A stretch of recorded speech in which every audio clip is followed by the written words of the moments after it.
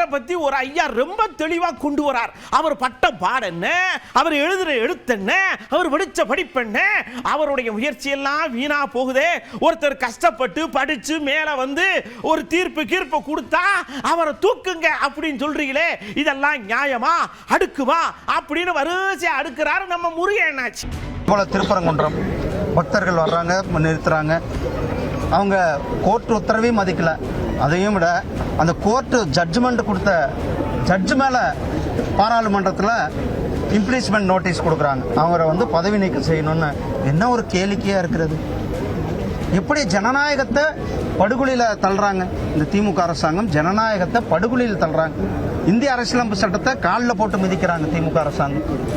அரசியலமைப்பு சட்டத்தையே மதிக்காத ஒரு அரசாங்கம், அம்பேத்கர் அவர்களை மதிக்காத ஒரு அரசாங்கம்னா அது இந்த திமுக அரசாங்கம் தான்.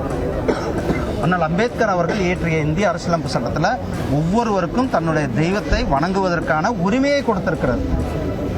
அப்படிப்பட்ட அந்த உரிமையை பறிப்பதற்கு இந்த திமுக அரசாங்கம் இந்திய அரசியலமைப்பு சட்டத்தை காலில் போட்டு மிதிச்சிருக்கிறாங்க. இந்த அநியாயத்தை எல்லாம் தமிழ்நாட்டு மக்கள் பார்த்து கொண்டு இருக்கிறார்கள். அவர்கள் சரியான நேரத்தில் அவர்களுக்கு சரியான பாடத்தை புகட்டுவார்கள். திமுகவுக்கு பாடத்தை புகட்டுவார்கள்.